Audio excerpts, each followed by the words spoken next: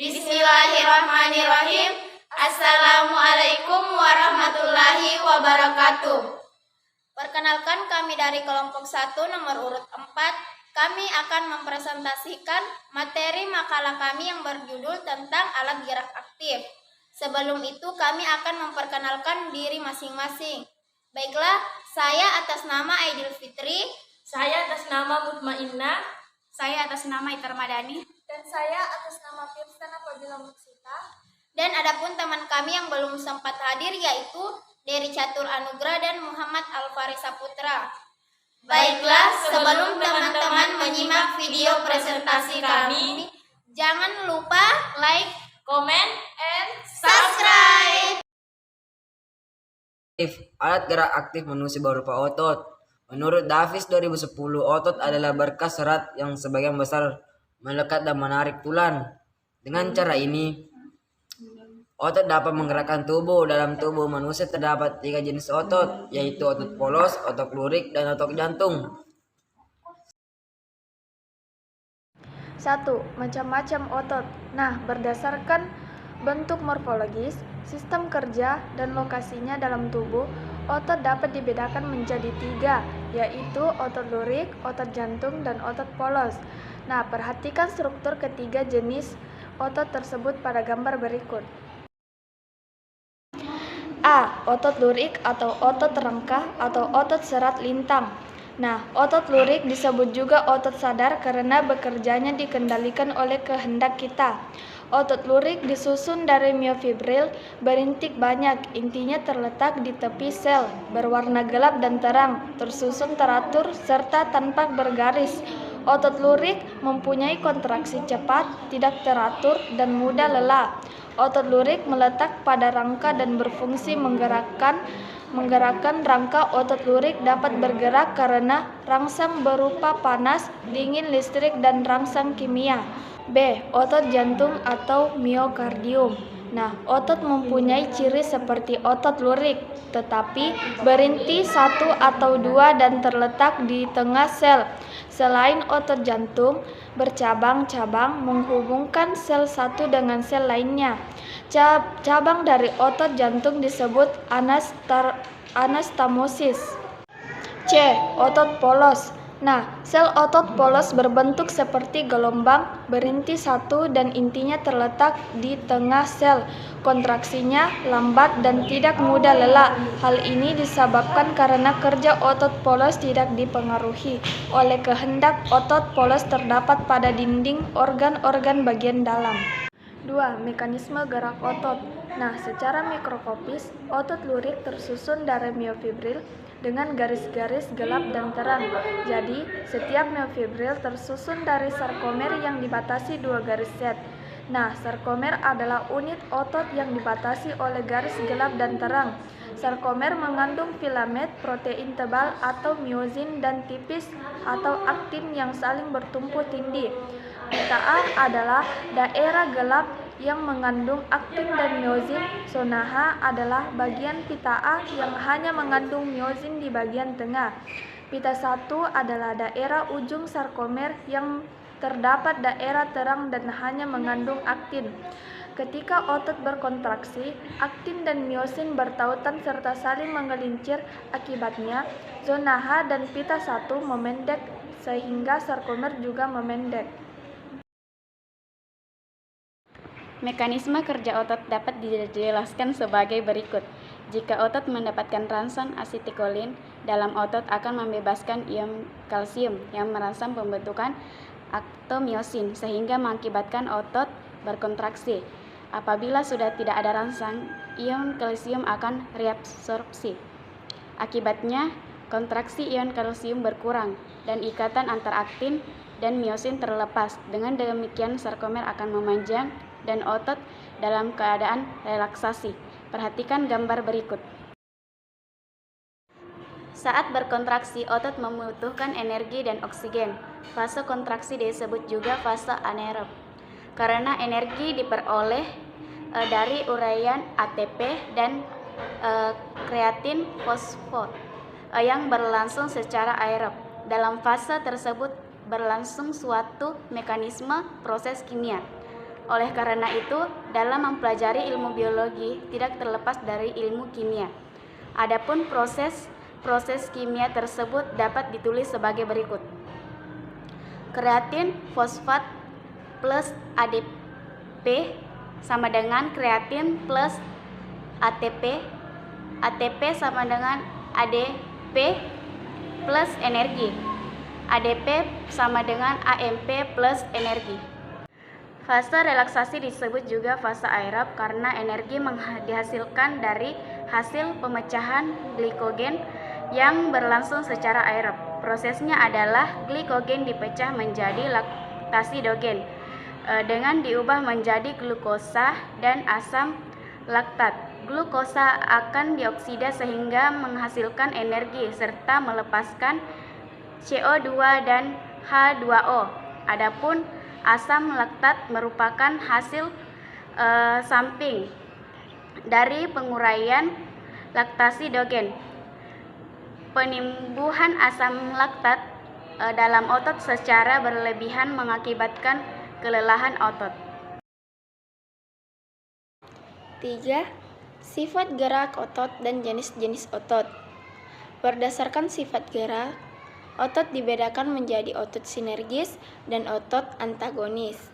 Otot sinergis adalah pasangan otot yang bekerja sama dengan tujuan yang sama. Sebagai contoh, otot-otot antar tulang rusuk yang bekerja sama, kita menarik napas, serta otot pronator teres dan otot pronator quadratus yang bekerja sama dalam menelentangkan dan menelungkupkan telapak tangan. Sementara itu, otot antagonis adalah pasangan otot yang kerjanya berlawanan. Sebagai contoh, otot bisep dan otot trisep. Otot mengangkat lengan bawah. Otot bisep berkontraksi dan otot trisep berelaksasi, serta untuk menurunkan lengan bawah. Otot bisep berelaksasi dan otot trisep berkontraksi. Kerja otot antagonis akan menghasilkan jenis-jenis gerakan yang berlawanan. Kita dapat mengetahui jenis-jenis gerakan yang disebabkan oleh otot antagonis melalui uraian materi berikut. A. Abduksi, adduksi. Abduksi adalah gerakan menjauhi badan, sedangkan adduksi adalah gerakan mendekati badan. Adapun contoh video gerakan abduksi dan adduksi berikut ini. Terdapat gerakan abduction dan adduction, di mana gerakan abduction ialah gerakan yang menjauhi tubuh, sementara adduction merupakan gerakan yang mendekati tubuh. B. Depresi elevasi. Depresi adalah gerak menurunkan, sedangkan elevasi adalah gerak mengangkat. Adapun contoh gerakan depresi dan elevasi seperti video berikut ini. Gerakan dorsiflexion ialah menggerakkan telapak kaki ke arah depan atau atas. Sedangkan plantar flexion adalah kebalikan dari dorsiflexion, yaitu menggerakkan telapak kaki ke bawah atau ke belakang. C. Supinasi pronasi. Supinasi adalah gerak menelentangkan telapak tangan, sedangkan pronasi adalah gerak menelungkupkan telapak tangan. Adapun contoh gerak supinasi pronasi pada video berikut ini. Special movement terdiri dari supination, yaitu gerak menengadahkan tangan, dan pronation, ialah gerakan menelungkupkan tangan. D. Ekstensi fleksi. Ekstensi adalah gerak meluruskan, sedangkan fleksi adalah gerak membengkokkan. Adapun contoh gerak ekstensi fleksi pada video berikut ini.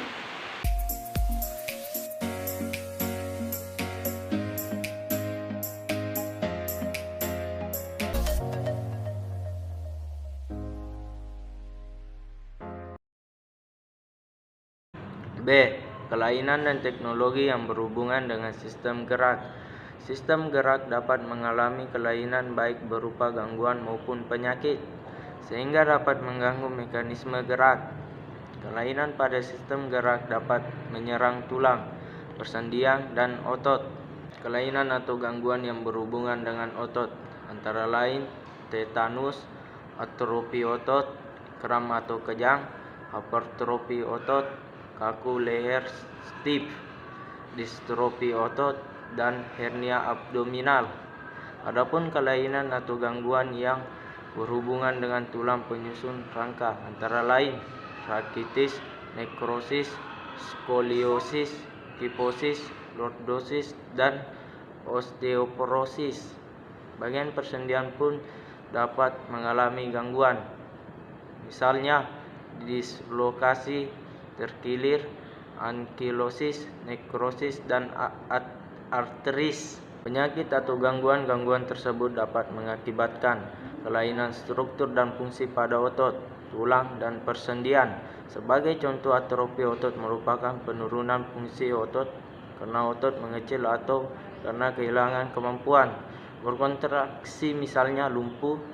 Rakitis merupakan gangguan tulang karena kekurangan vitamin D, sehingga pertumbuhan tulang menjadi terganggu. Nekrosis yaitu kerusakan pada cakra fisis tulang hingga sebagian tulang mati dan mengering. Kembangan ilmu dan teknologi didukung dengan pola pikir ilmiah telah berhasil menciptakan berbagai teknologi untuk membantu kelainan pada tulang. Dengan demikian, dapat dikatakan bahwa biologi berhubungan erat dengan ilmu kedokteran. Jenis-jenis teknologi yang digunakan untuk membantu mengatasi gangguan pada tulang sebagai berikut. 1. Transplantasi sumsum tulang. Sumsum merah yang dapat di dalam tulang dapat ditransplantasikan dari satu orang ke orang lain. Transplantasi sumsum merah ini berguna untuk memproses penyembuhan kanker darah atau leukemia. Transplantasi sumsum tulang merupakan salah satu jenis transplantasi sel puncak atau stem cell. 2. Penggantian sendi. Pada orang tua yang mengalami penyakit degeneratif tulang, sendi-sendinya akan mengalami kerusakan sehingga menimbulkan rasa sakit. Nah, untuk mengatasi permasalahan tersebut, saat ini telah dikenal metode pembedahan untuk mengatasi penggantian sendi dengan bahan logam. Bonggol sendi diganti dengan logam campuran, misalnya campuran titanium, dan cawan sendi diganti dengan mangkuk polietilena atau misalnya plastik yang memiliki kerapatan tinggi. Selanjutnya, kedua sisi direkatkan dengan senyawa metil meteklirat yang berpori sehingga fisiologi tulang tetap normal. 3. Penyembuhan patah tulang. Penyembuhan patah tulang dapat dilakukan dengan cara-cara sebagai berikut. Yang pertama, pembidaian. Pembidaian ini dilakukan dengan cara menempatkan benda keras di sekitar sekeliling tulang yang patah. Perhatikan contoh cara-cara pembidaian berikut. Pembidaian, pertama-tama saya akan masukkan kain mitala terlebih dahulu secara perlahan.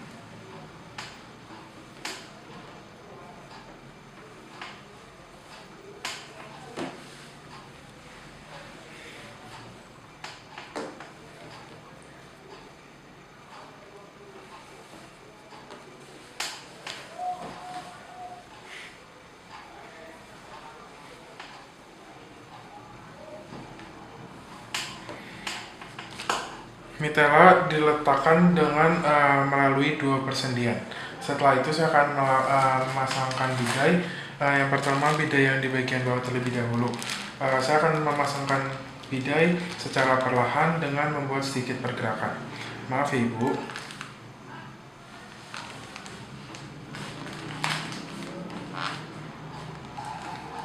Setelah itu saya akan memasangkan bidai pada lengan bagian atas dan akan menutup mitela. Menutupnya dengan mitela. Setelah itu saya akan mengikatnya, tapi tidak terlalu kuat.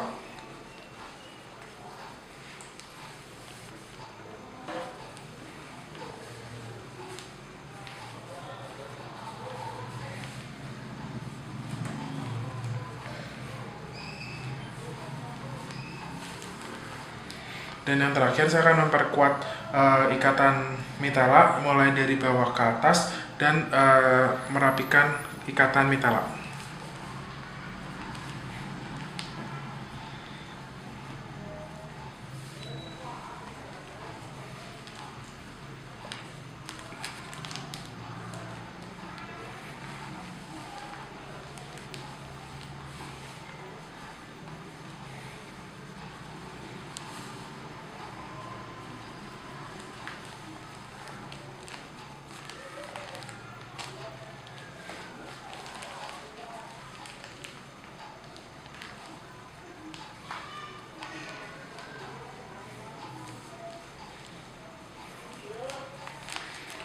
Pengikatan dilakukan di sisi lateral seperti yang sudah saya lakukan. 2. Pemasangan gips. Pemasangan gips ini dilakukan dengan membungkuskan bahan kapur di sekitar tulang yang patah. Adapun contoh dari pemasangan gips ini dapat dilihat di video berikut. Langkah pertama yang harus dilakukan yaitu mencuci tangan dengan 7 langkah.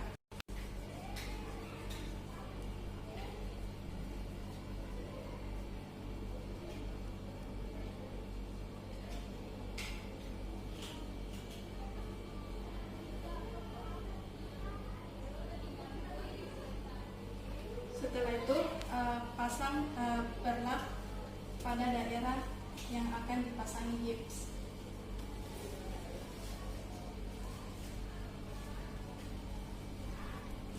Mohon maaf ya Pak.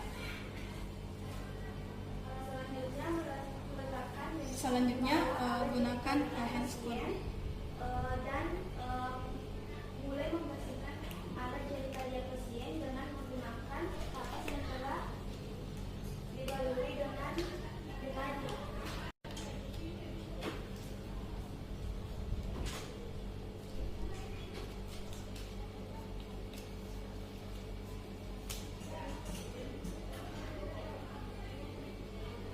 Pada saat membersihkan genitalia pasien, usahakan dari atas melihat ke bawah hingga ke bagian testis.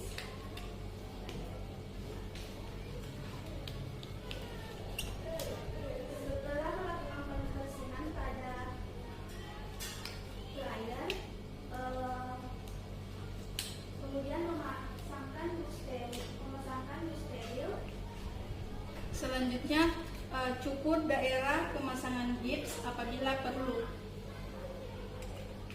Setelah itu ukur gips yang akan digunakan kepada pasien. Menetapkan balon pada kateter. Apakah kateter berfungsi atau tidak? Sebaiknya dilakukan Gunakan lebih banyak gips. Setelah itu gunting.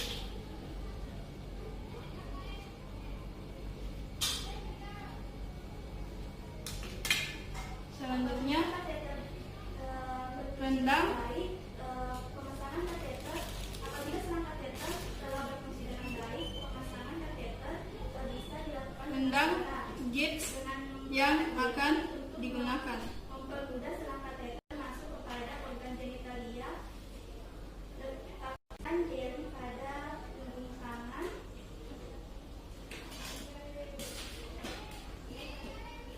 Maaf ya Pak.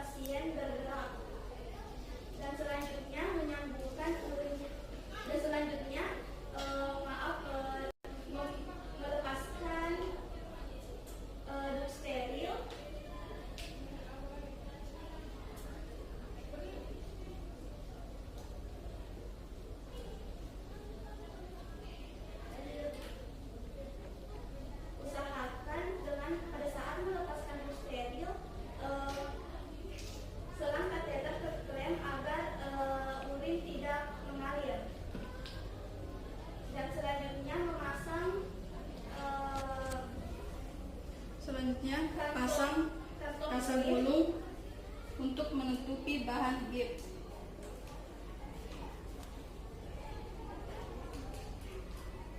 Kemudian fiksasi selang kantong kuning pada paha pasien.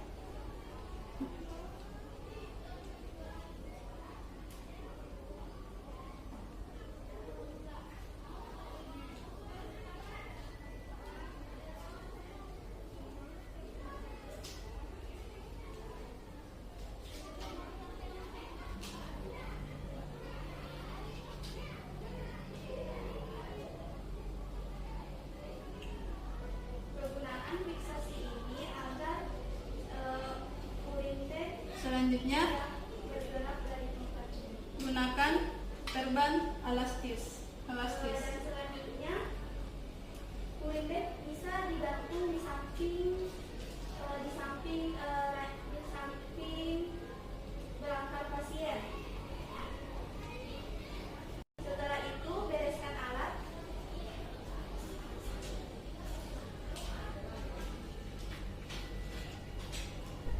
Maaf ya Pak.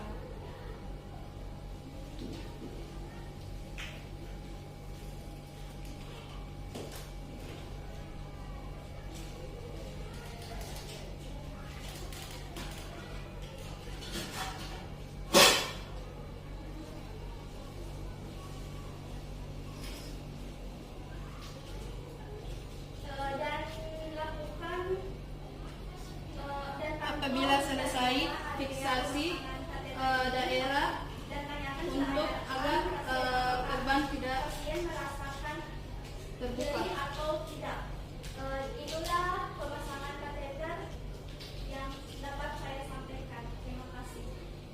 Jangan lupa mencuci tangan setelah melakukan. Apabila kegiatan pemasangan gips telah selesai, rapikan dan bersihkan alat.